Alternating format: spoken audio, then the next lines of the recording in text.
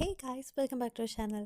അപ്പോൾ ഇന്ന് നമ്മൾ കാണാൻ പോകുന്നത് ലോലെസ് ലോയറിന്റെ 7th എപ്പിസോഡാണ്. അപ്പോൾ കഴിഞ്ഞൊരു എപ്പിസോഡിൽ യങ് മാനെ റിലീസ് ചെയ്തതും ഓജുവിനെതിരെയായിട്ടുള്ള എവിഡൻസ് ബോങ് കണ്ടുപിടിച്ചതും നമ്മൾ കണ്ടതാണ്. പക്ഷെ ഈ ഒരു എപ്പിസോഡിന്റെ തുടക്കത്തിൽ തന്നെ തന്റെ സ്വത്തുക്കളെല്ലാം ബ്ലൈൻഡ് ട്രസ്റ്റിന് കൊടുക്കുമെന്ന് ഓജുവിന്റെ വാഗ്ദാനത്തിൽ വീണിട്ട് ഇപ്പൊ കീസിയോങ്ങിലെ മേയറായിട്ട് ഓജു വിജയിച്ചിരിക്കുകയാണ്. അവനങ്ങനെ വിജയിച്ചതിന്റെ സന്തോഷത്തിൽ കുറെ കാര്യങ്ങളൊക്കെ പറയുന്നത് ടിവിയിലൂടെ കേൾക്കുന്ന ബോങ്ങിനും കൂട്ടർക്കും അത്ര ഇഷ്ടപ്പെടാതെ നിൽക്കുന്ന സമയത്ത് ജയ് ആകട്ടെ പഴയ മേയറും ഇവരുടെ ഒപ്പം തന്നെ ഉണ്ടായിരുന്നതല്ലേ, അതുകൊണ്ട് ഓജു മേയറായെന്ന് വെച്ച് പ്രത്യേകിച്ച് മാറ്റങ്ങളൊന്നും ഉണ്ടാവാൻ പോകുന്നില്ലെന്ന് പറയുമ്പോൾ ഇവരുടെ പണ്ടത്തെ മേയർ ആകട്ടെ ജഡ്ജ് ഷാ പറയുന്ന കാര്യങ്ങൾ കേൾക്കാറുണ്ടെങ്കിലും ഇടയ്ക്ക് അവളെ ധിക്കരിക്കാറുണ്ടെന്നും അതുകൊണ്ട് തന്നെയാണ് അവൻ മരണപ്പെട്ടതെന്നും. പക്ഷെ ഓജു ആകട്ടെ കംപ്ലീറ്റ്ലി ജഡ്ജ് ഷായുടെ ഒരു സ്ലേവിനെ പോലെയാണെന്നും ബോങ് ഇപ്പൊ പറയുന്നുണ്ട്. എന്നിട്ട് ഇപ്പൊ നമ്മളെ രക്ഷിക്കാനായിട്ട് ഒരേ ഒരാൾക്കേ പറ്റുള്ളൂ എന്നും അത് യങ് മാൻ ആണെന്നും യങ് മാന്റെ കയ്യിൽ ഓജുവിനെ തകർക്കാനായിട്ടുള്ള എന്തോ വലിയൊരു കാര്യമുള്ളതായിട്ട് ബോങ്ങിന് തോന്നിയിട്ടുണ്ടായിരുന്നു. അതുകൊണ്ട് തന്നെ യങ് മാന്റെ ലൈഫ് ഇപ്പൊ ഡേഞ്ചറിലാണെന്ന് പറഞ്ഞിട്ട് അവർ രണ്ടുപേരും കൂടി അയാളെ അന്വേഷിച്ച് അയാളെ രക്ഷിക്കാനായിട്ട് പോവാണ്. ഇതേ സമയത്ത് യങ് മാൻ ആകട്ടെ അവന്റെ ഡിറ്റക്റ്റീവ് ആയിട്ടുള്ള ജോലിയൊക്കെ റിസൈൻ ചെയ്ത് ഓജുവിനിട്ട് നല്ലൊരു പണി തന്നെ കൊടുക്കും എന്ന് പറഞ്ഞിട്ട് എങ്ങോട്ടൊക്കെയോ പോകുന്നുണ്ട്. അങ്ങനെ മേയർ ആയിട്ടുള്ള ഓജു ആകട്ടെ ഈ ഒരു സമയത്ത് ജഡ്ജ് ചാനൊക്കെ കണ്ട് ഒരുപാട് ഫോട്ടോഗ്രാഫ്സിലേക്ക് പോസൊക്കെ കൊടുത്തിട്ട് പിന്നീട് ചായുടെ ഓഫീസിലേക്ക് ചെന്ന് ഞാൻ എന്നും ചാ പറയുന്നത് കേട്ട് അനുസരിച്ച് നിൽക്കുമെന്നും തന്റെ പേരിലുള്ള ആ ഒരു ഓജു ഗ്രൂപ്പിന്റെ എല്ലാ അവകാശങ്ങളും ഇവരുടെ ഒരു ഗ്രൂപ്പിൽ തന്നെയുള്ള ഒരു ബാങ്കിന്റെ എല്ലാം പ്രസിഡന്റ് ആയിട്ടുള്ള സംഘ് എന്ന് പറയുന്ന ആൾക്ക് അത് ഏൽപ്പിച്ചു കൊടുക്കാമെന്ന് ഇപ്പൊ ഓജു പറയുന്നുണ്ട്. ചുരുക്കി പറയുകയാണെങ്കിൽ ഇപ്പോഴും ആ ഒരു ഗാങ്ങിന്റെ കയ്യിൽ തന്നെയാണ് കീസിയോങ്ങിലെ എല്ലാ വെൽത്തും ഭരണങ്ങളും ഒക്കെ ഇരിക്കുന്നത്. ഇതേ സമയത്ത് തന്നെ ബോങ്ങും ജയും കൂടിയിട്ട് യങ് മാനെ ചെന്ന് കണ്ടിട്ട് അവനിപ്പോ സേഫ് അല്ലെന്നും ഓജു അവനെ തിരക്കിയാണ് വരുന്നതെന്നും ഒക്കെ അവനെ പറഞ്ഞ് കൺവിൻസ് ചെയ്യാനായിട്ട് അവർ ട്രൈ ചെയ്യുന്നുണ്ടെങ്കിലും അതൊന്നും തന്നെ കൂട്ടാക്കാതെ ദയവ് ചെയ്ത് എന്നെ ഫോളോ ചെയ്ത് നിങ്ങൾ വരണ്ടെന്നും അങ്ങനെ വന്നാൽ അത് നിങ്ങൾക്ക് തന്നെ ഡേഞ്ചർ ആണെന്നും പറഞ്ഞ് അവൻ അവിടെ നിന്ന് അവന്റെ കാർ എടുത്ത് പോകുന്ന സമയത്ത് യങ് മാനെ ഫോളോ ചെയ്തിട്ട് ബോങ്ങും ജയും അവരുടെ കാറും എടുത്ത് പോകുന്നുണ്ട്. അങ്ങനെ അവർ പോയിക്കൊണ്ടിരിക്കെ കുറച്ചു കഴിഞ്ഞപ്പോൾ അവരെ ഫോളോ ചെയ്തിട്ട് ഇപ്പോൾ ആ ഒരു ഗുണ്ടാ തലവന്റെ കാറ് വരുന്നതും അവരുടെ ലക്ഷ്യം യങ് മാൻ ആണെന്നും ഓജുവിന്റെ ഓർഡർ മൂലമാണ് ആ ഒരു ഗുണ്ടാ തലവൻ ഇങ്ങനെയെല്ലാം ചെയ്യുന്നതെന്നും ബോങ്ങിന് മനസ്സിലാകുന്നുണ്ട്. അങ്ങനെ അവനിട്ടൊരു പണി കൊടുക്കാനായിട്ട് ഒരു അവസരം കിട്ടിയ സമയത്ത് വളരെ തന്ത്രപൂർവ്വം തന്നെ അവന്റെ കാറിന് മുമ്പിൽ ബോങ് അവന്റെ കാറ് കൊണ്ട് നിർത്തിയിട്ട് യങ് മാനെ അവിടെ നിന്ന് രക്ഷപ്പെട്ടു പോവാനായിട്ട് അനുവദിക്കുന്നുണ്ട്. അങ്ങനെ യങ് മാൻ എവിടേക്കാ പോയതെന്ന് യാതൊരു ഐഡിയയും കിട്ടാതെ ആ ഒരു ഗുണ്ട തലവന്റെ ടീം അവിടെ നിന്ന് പോയതും ബോങ് അവന്റെ ഫോൺ എടുത്ത് അവന്റെ അസിസ്റ്റന്റിനെ വിളിച്ചിട്ട് യങ് മാനെ ട്രാക്ക് ചെയ്യാനായിട്ട് പറയുമ്പോൾ യങ് മാന്റെ ഇപ്പോഴത്തെ ലൊക്കേഷൻ ഡീറ്റെയിൽസ് ഒക്കെ ആ ഒരു അസിസ്റ്റന്റ് ബോങ്ങിന് അയച്ചു കൊടുക്കുന്നുണ്ട്. ഇതേ സമയത്ത് തന്നെ യങ് മാൻ ഒരു ഫ്ലാഷ് ബാക്ക് ആലോചിക്കുന്നുണ്ട്. അതിൽ അവനൊരു ബീച്ചിന്റെ സൈഡിൽ വെച്ചിട്ട് ജയുടെ അമ്മയെ പിടിച്ച് കൊല്ലുമെന്ന് ഭീഷണിപ്പെടുത്തുന്ന സമയത്ത് തന്നെ കൊല്ലരുതെന്നും തനിക്ക് 8 വയസ്സ് മാത്രം പ്രായമുള്ള ഒരു പെൺകുട്ടി ഉണ്ടെന്നും അവൾക്ക് ഞാൻ തിരിച്ചു വരുമെന്ന് ഞാൻ പ്രോമിസ് കൊടുത്തതാണ്, എന്നെ വെറുതെ വിടണമെന്നൊക്കെ അവളിങ്ങനെ റിക്വസ്റ്റ് ചെയ്യുമ്പോൾ അതൊക്കെ കേട്ടിട്ട് യങ് മാന്റെ മനസ്സലിഞ്ഞിട്ട് നേരെ തന്നെ ആകാശത്തേക്ക് നോക്കിയിട്ട് ഷൂട്ട് ചെയ്യുന്നുണ്ട്. എന്നിട്ട് എത്രയും പെട്ടെന്ന് തന്നെ ഈ ഒരു രാജ്യം വിട്ട് പോകാനും ഈ ഒരു രാത്രി തന്നെ എങ്ങനെയെങ്കിലും ഇവിടുന്ന് രക്ഷപ്പെട്ടു പോകാനായിട്ടുള്ള എല്ലാ കാര്യങ്ങളും ഞാൻ തന്നെ നിനക്ക് അറേഞ്ച് ചെയ്ത് തരാമെന്നും അങ്ങനെ വേറെ ഏതെങ്കിലും ഒരു കൺട്രിയിൽ പോയിട്ട് നിന്റെ ഐഡന്റിറ്റി എല്ലാം തന്നെ മാറ്റി വേറെ ഒരാളായിട്ട് ജീവിക്കണമെന്നും പറയുന്നുണ്ട്. അല്ലെങ്കിൽ അവളുടെ ഫാമിലി മെമ്പേഴ്സിനെ തന്നെ അവൻ കൊന്നുകളയുമെന്ന് ഭീഷണിപ്പെടുത്തുമ്പോൾ യാതൊരു വഴിയില്ലാതെ അവൾക്ക് വേറൊരു രാജ്യത്തേക്ക് പോവേണ്ടി വരുന്നുണ്ട്. ഇതേ സമയത്ത് നമ്മളെ പ്രസന്റിൽ കാണിക്കുമ്പോൾ ജയുടെ അമ്മ വീണ്ടും കൊറിയയിലേക്ക് തിരിച്ചെത്തിയിരിക്കുന്നതും അവിടെ ഉണ്ടായിരുന്ന ഒരു ടെലിവിഷനിൽ ഓജുവിനെയും ജഡ്ജ് ചാനിയും പറ്റിയിട്ടുള്ള ന്യൂസ് എല്ലാം കണ്ട് അവിടെ നിന്ന് മാറിപ്പോകുന്നതും നമ്മളെ കാണിക്കുന്നുണ്ട്. ഇതേ സമയത്ത് യങ് മാൻ ആകട്ടെ കുറെ നാള് വണ്ടികളെല്ലാം പാർക്ക് ചെയ്തിടാൻ പറ്റുന്ന ഒരു പാർക്കിംഗ് പ്ലേസിലേക്ക് ഇപ്പൊ പോയിട്ട് അവിടെ ഉണ്ടായിരുന്ന ഒരു കാറിന്റെ ഡിക്കി തുറന്ന് അതിനകത്തുണ്ടായിരുന്ന ഓജുവിനെതിരായിട്ടുള്ള ഒരുപാട് ഡോക്യുമെന്റുകളും തെളിവുകളും എടുക്കുന്നുണ്ട്. മാത്രല്ല അതില് ഒരു ബോക്സിലായിട്ട് അവൻ വെച്ചിരുന്ന ഒരു ഗണ്ണും അവൻ കയ്യിലെടുത്ത് വെച്ചിട്ട് അതിന് പുറകിലായിട്ട് ഉണ്ടായിരുന്ന അന്നത്തെ ആ ഒരു ദിവസം ആ വയസ്സായിട്ടുള്ള ഒരാളെ ജഡ്ജ് ചാ ഇടിച്ചിട്ടിട്ട് അത് ഓജുവിനോട് അവനാണ് ചെയ്തതെന്ന് പറഞ്ഞിട്ട്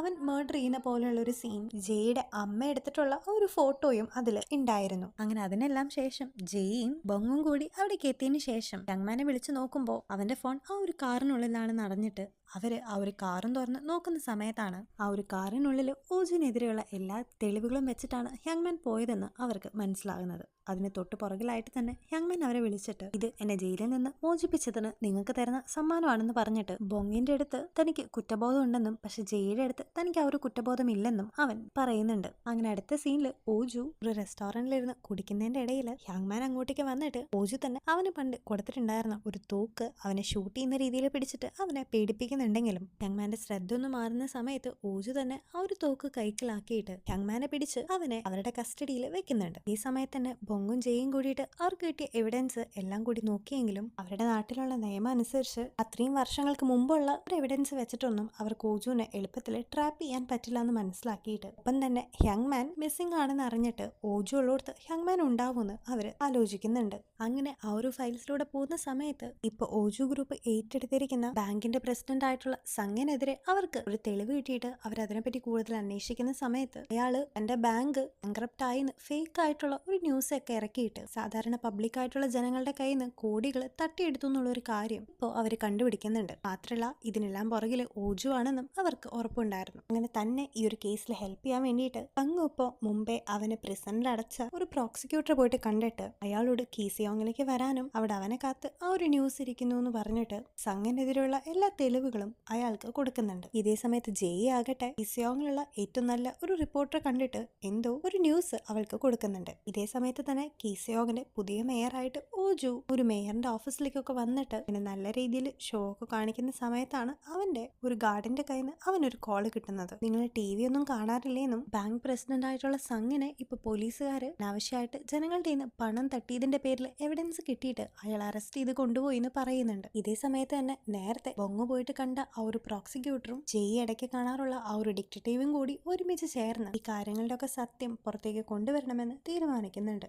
അങ്ങനെ അവർ യോൺഹിയുടെ പ്രസൻസിൽ പിടിച്ചുകൊണ്ട് വന്ന സംഗിനെ ക്വസ്റ്റ്യൻ ചെയ്യുന്നതിന്റെ ഇടയിൽ ഇവന്റെ പുറകിൽ ഓജു ആണെന്ന് മനസ്സിലാക്കിയിട്ട് ആ ഒരു പ്രോസിക്യൂട്ടർ സംഗിനെ ഇപ്പോൾ വോൺ ചെയ്യുന്നുണ്ട്. നിന്റെ പുറകിൽ ഓജു ആണെന്ന് ഞങ്ങൾക്കറിയാമെന്നും അവൻ മേയറായ അതേ സമയത്ത് തന്നെ അവന്റെ ഒരു സബോർഡിനേറ്റിനെ ഇങ്ങനെ പിടിച്ചു എന്ന് അറിഞ്ഞതുകൊണ്ട് അവന്റെ ഒരുപാട് വിവരങ്ങൾ നിനക്കറിയാവുന്ന കാരണം ഇന്നൊരു പക്ഷെ കൊന്നുകളയാനായിട്ടായിരിക്കും ഇപ്പോൾ അവൻ പ്ലാൻ ചെയ്യുന്നതെന്ന് അവന്റെ അടുത്ത് പറയുന്നുണ്ട്. അതേ സമയത്ത് തന്നെ ഓജു ജഡ്ജ് ചാനെ മീറ്റ് ചെയ്തിട്ട് ഒരു ഇൻവെസ്റ്റിഗേറ്റർ പറഞ്ഞ പോലെ തന്നെ ബാങ്കിന്റെ പ്രസിഡന്റ് ആയിട്ടുള്ള സംഗിനെ നമുക്ക് കൊന്നുകളയാമെന്നും വേറൊരാളെ റീപ്ലേസ്മെന്റ് ആയിട്ട് നോക്കിയാൽ പോരെന്നും പറയുമ്പോൾ ജഡ്ജ് ചാ അതിന് സമ്മതിക്കാതെ ഇപ്പൊ നമ്മൾ അങ്ങനെ ചെയ്താൽ അത് കൂടുതൽ സംശയങ്ങൾ ഉണ്ടാക്കുമെന്നും പറഞ്ഞിട്ട് ഇപ്പൊ അവന്റെ പേരിൽ കിടക്കുന്ന ആ ഒരു ഓജു ഗ്രൂപ്പിനെ തന്റെ അച്ഛന്റെ ഫൗണ്ടേഷന്റെ പേരിലേക്ക് ട്രാൻസ്ഫർ ചെയ്യാനായിട്ട് പറയുന്നുണ്ട്. പക്ഷെ ഇങ്ങനെ ചെയ്യുമ്പോൾ ആ ഒരു ഓജു ഗ്രൂപ്പിന്റെ എല്ലാ അവകാശവും ഇനി ജഡ്ജായിട്ടുള്ള ചാക്ക് തന്നെയായിരിക്കും ഉണ്ടാവാൻ പോകുന്നത്. പക്ഷെ ഇതാലോചിച്ച് ഇതൊന്നും ഇഷ്ടപ്പെടാതെ ആ ഒരു ഓഫർ സ്വീകരിക്കാതെ ഓജു നിൽക്കുന്ന സമയത്ത് നിനക്കെന്താ ഇത്ര നാളായിട്ടും എന്നെ വിശ്വാസമില്ലാത്തതെന്ന് ജഡ്ജ് ചാ ഓജുവിനോട് ചോദിച്ച് അവനെ ബ്രെയിൻ വാഷ് ചെയ്യുന്ന സമയത്ത്